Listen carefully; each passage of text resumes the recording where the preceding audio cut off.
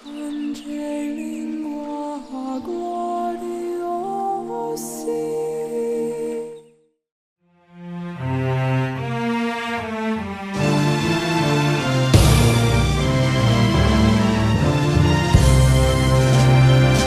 ஏழும் சுடராம் எதிர்நோக்குடனே.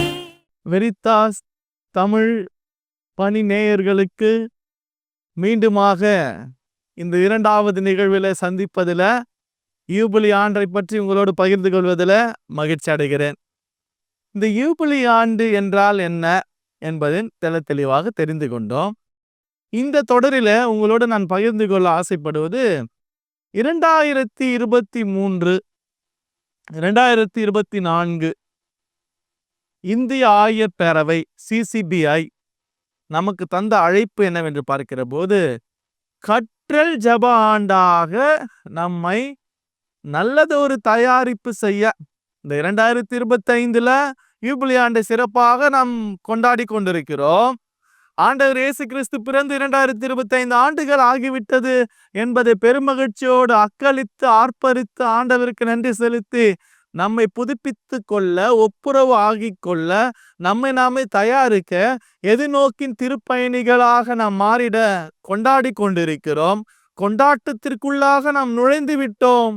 ஆனால் தாயாம் திரு அவை 2 ஆண்டுகள் நம்மை ஜெப தயாரிப்பு ஆண்டாக நம்மை தயாரிக்க அழைப்பு தந்தது என்பதையும் நீங்கள் அறிந்திருப்பீர்கள். அந்த ஜெப தயாரிப்பு ஆண்டில நாம் என்னென்ன செய்திருக்க வேண்டும், என்னென்ன செய்திருக்கிறோம், என்னென்ன செய்யவில்லை என்றாலும் அதையெல்லாம் இப்போ என்னென்ன செய்யலாம் அப்படின்னு சொல்லிட்டு உங்களோட ஒரு சின்ன பகிர்வில் பகிர்ந்து கொள்ள ஆசைப்படுகிறேன். முதலிலே பார்க்கிற போது 2023 ஆண்டுல அந்த ஜெப தயாரிப்பு ஆண்டுல தாயாம் திரு அவை நமக்கு தந்த அழைப்பு என்னன்னு பார்க்கும்போது, இயேசுவில் பிரியமானவர்களே, வத்திக்கான் சங்க ஏடு 2 வாசிக்க நாம் அழைக்கப்பட்டோம். வத்திக்கான் சங்க ஏடு 2 நமக்கு ஒரு மிகப்பெரிய கொடை. தாயாம் திரு அவைக்கு கிடைக்க பெற்ற ஒரு ஒப்புயர்வற்ற பொக்கிஷம் என்றுதான் நாம் கூற முடியும். ஏன் என்று பார்க்கிற போது, இயேசுவில் பிரியமானவர்கள, இந்த 2025 ஆண்டு வத்திக்கான் சங்க ஏடு, வத்திக்கான் சங்கம் நிறைவடைந்து 60வது ஆண்டையும் நாம் நினைவு கூறுகிறோம். இந்த வத்திக்கான் சங்கம் நமக்கு 1962 தொடங்கப்பட்டு 1965 ஆண்டு வரை சிறப்பாக நடைபெற்றது. அந்த சங்கத்தில ஏராளமான முடிவுகள், ஏராளமான தீர்க்கங்கள், ஏராளமான தரவுகள், ஏராளமான தகவல்கள், ஏராளமான கட்டளைகள், ஏராளமான ஆசீர்வாதங்கள் நமக்கு கிடைத்திருக்கிறது என்று கூறினால் அது மிகையாகாது. அப்போ தாயான் திரு அவை இந்த கற்றல் ஆண்டில அந்த வத்திக்கான் சங்க ஏட்டில் இருக்கிற 16 கொள்கை திரட்டு என்று அழைக்கிறார்கள். இந்த 16 கொள்கை திரட்டுல மிக முக்கியமான 4 கொள்கை திரட்டுக்களை நாம் கற்றிருக்க வேண்டும்.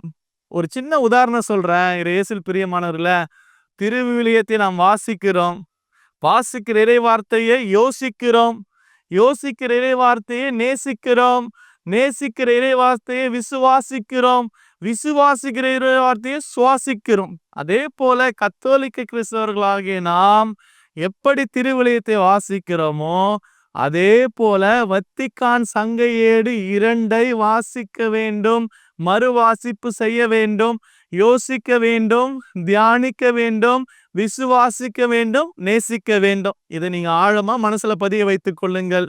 திருவிலியம் வாசிக்கிறவர்கள் தயவு செய்து உங்களுக்கு நான் தருகிற அழைப்பு என்னன்னு பார்க்கும்போது, நான் தருகிற அழைப்பை விட தாயாம் திரு அவை தருகிற அழைப்பு என்ன என்று பார்க்கிற போது, வத்திக்கான் சங்க ஏடு புத்தகம் எழுதப்பட்டு வத்திக்கான் சங்க ஏடு நடந்து 60 ஆண்டுகள் ஆயிடுச்சு, இன்னும் மக்களுக்கு அதை பத்தி தெரியலையே அப்படின்னு சொல்லிட்டு தாயான் திரு அவை வருத்தப்படுகிறது.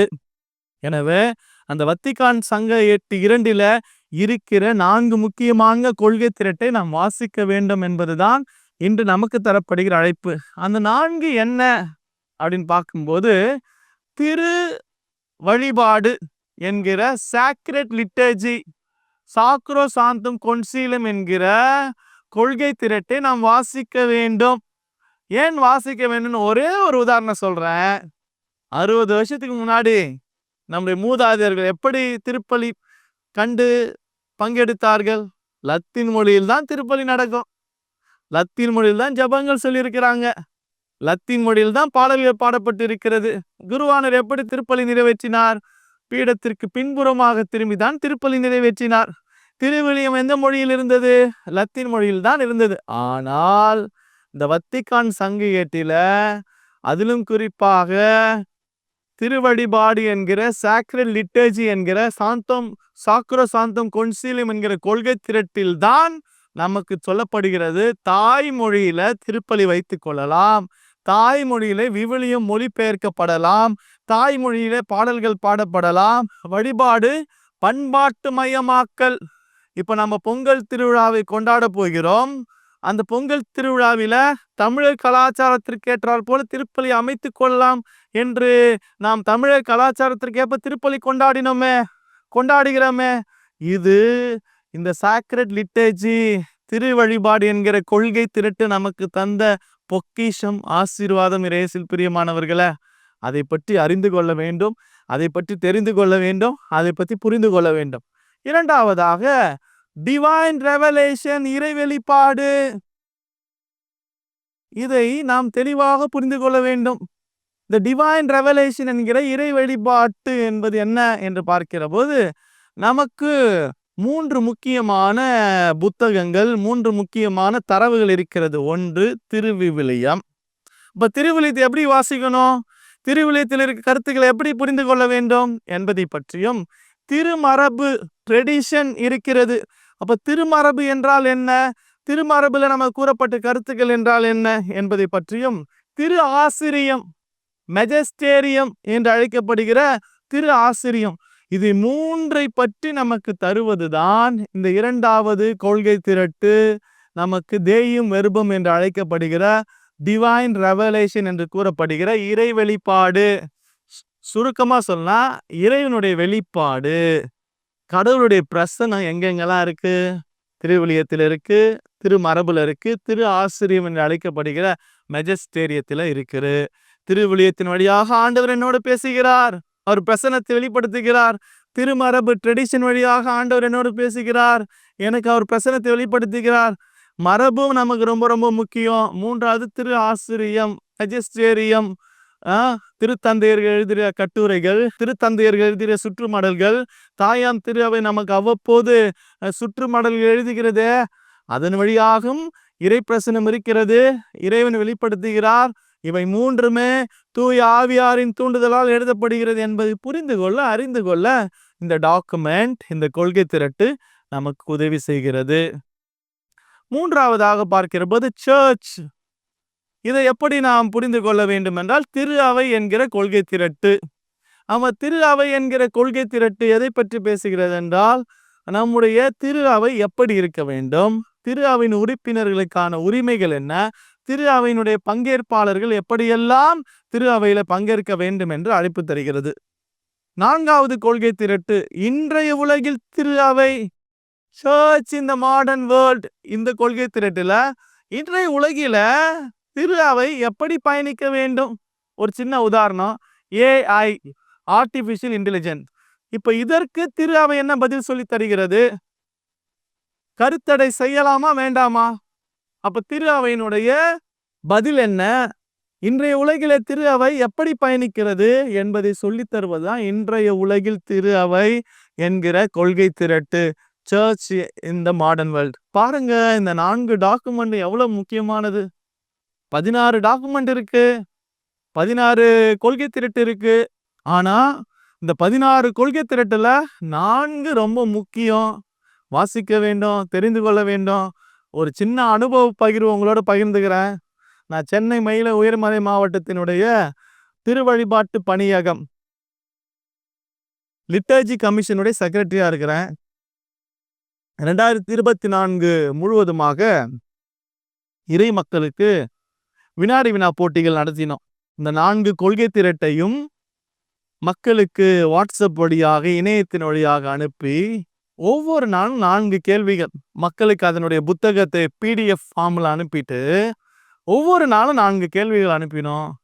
800 மக்கள் பங்கெடுத்தார்கள். அமெரிக்காவிலிருந்து, ஸ்ரீலங்காவிலிருந்து, இலங்கையிலிருந்து, பங்கெடுத்தார்கள். தமிழகத்திலிருந்து முழுமையாக பங்கெடுத்தார்கள். சிறப்பாக சென்னை மயில உயர்மறை மாவட்டத்தினுடைய மக்கள் பங்கெடுத்தார்கள். அந்த 800 பேருடைய ஃபீட்பேக், அவர்கள் தந்த தரவு என்னவென்று பார்க்கிற போது, ஃபாதர் எனக்கு 60 வயசு ஆயிடுச்சு, ஃபாதர் எனக்கு 54 வயசு ஆயிடுச்சு, பைபிளை பத்தி நல்லா தெரிஞ்சு வைத்திருந்தேன், ஆனா அந்த பைபிளை எப்படி வாசிக்கணும்னு இப்பதான் ஃபாதர் தெரிஞ்சுக்கினேன். தெய்வம் விருப்பம், டிவைன் ரெவலேஷன், இறை வழிபாடு என்கிற கொள்கை திரட்டை படிக்கும் போதுதான் இறை வார்த்தை எப்படி வாசிக்க வேண்டும், எப்படி புரிந்து கொள்ள வேண்டும் என்று நான் தெரிந்து கொண்டேன். இந்த சொற்களஞ்சியங்கள், திரு அவையினுடைய இந்த களஞ்சியங்கள், திரு அவையினுடைய மறுமலர்ச்சி ஏற்படுத்திய, டிரான்ஸ்ஃபர்மேஷன் ஏற்படுத்திய, ரிஃபார்மேஷன் ஏற்படுத்திய இந்த புத்தகத்தை நாங்கள் தெரிந்து கொள்ளவில்லையே. இதை படித்தது எங்களுக்கு மிகப்பெரிய புரிதல். இதை படித்ததிலே நாங்கள் கற்றுக்கொண்டோம். இந்த யூபிலி ஆண்டை சிறப்பிக்க நாங்கள் தயாராகிவிட்டோம் என்று ஏராளமானவர்கள் என்னோடு பகிர்ந்து கொண்டார்கள். அதிலிருந்து கட்டுரைகள் எழுத ஆரம்பித்தார்கள். அதிலிருந்து புத்தகங்கள் எழுத ஆரம்பித்தார்கள். இப்பொழுது அந்த 800 பேர்ல நீங்க கேட்டீங்கன்னா, வத்திக்கான் சங்க ஏடு என்றால் என்ன, யூபிலி ஆண்டு என்றால் என்ன, திருவழிபாடு என்றால் என்ன, இறை வழிபாடு என்றால் என்ன, திரு அவை என்றால் என்ன, இன்றைய உலகில் திரு அவை என்றால் என்ன என்பதை பற்றியெல்லாம் மக்கள் சிறப்பாக அறிந்து கொண்டிருக்கிறார்கள். கற்றல் ஆண்டு 2023, ஜெப ஆண்டு 2024, இதெல்லாம் நம்ம தெரிஞ்சு வச்சிருக்கணும். கவலைப்படாதீங்க, இதெல்லாம் தெரியலையே, எங்களுக்கு இதெல்லாம் தெரியப்படுத்தலையே, நாங்கள் இதெல்லாம் படிக்கலையே என்று கவலைப்பட வேண்டாம். எல்லாருக்கும் வாய்ப்பு இருக்கிறது. கண்டிப்பாக திருவிழித்தை வாசிப்பது போல வத்திக்கான் சங்க ஏடு 2ஐயும் வாசியுங்கள் என்பதுதான் திரு அவை நமக்கு தருகிற அழைப்பு. இறைவேண்டல் ஒரே குடும்பமாக பங்கு ஆலயத்துல, மறை மாவட்டத்துல, துறவர சபைகளில் நாம் புனிதர்களுடைய வரலாறு, திருவிழியத்தை வாசித்து தூய ஆவியார் தூண்டுதலாக இந்த 2025 கொண்டாட்டம் சிறப்பாக அமைய வேண்டும் என்று நாம் இறைவேண்டல் செய்திருக்கிறோம், தயாரித்திருக்கிறோம். 2020 யூபிலி ஆண்டை கொண்டாடி கொண்டிருக்கிறோம். எனவே இந்த நிகழ்வில் நான் உங்களோடு பகிர்ந்து கொண்டது என்னவென்று பார்க்கிற போது, ஜெப தயாரிப்பு ஆண்டு எப்படி அமைந்தது, எதை வாசித்திருக்க வேண்டும், எதை கற்றுக்கொண்டிருக்க வேண்டும், எப்படியெல்லாம் நாம் ஜெபித்திருக்க வேண்டும் என்பதை தான் உங்களோடு பகிர்ந்து கொண்டேன். மீண்டும் ஒரு முறையாக இந்த வாய்ப்பிற்கு நன்றி கூறுகிறேன். நன்றி, வணக்கம், இறை ஆசீர்வாதம். ரேடியோ வெரிதாஸ் தமிழ் சேனல்ல இருக்க மேலும் பல வீடியோக்களை பார்க்க லைக் பண்ணுங்க, ஷேர் பண்ணுங்க, சப்ஸ்கிரைப் பண்ணுங்க, மறக்காம பெல் ஐக்கனை கிளிக் பண்ணிடுங்க.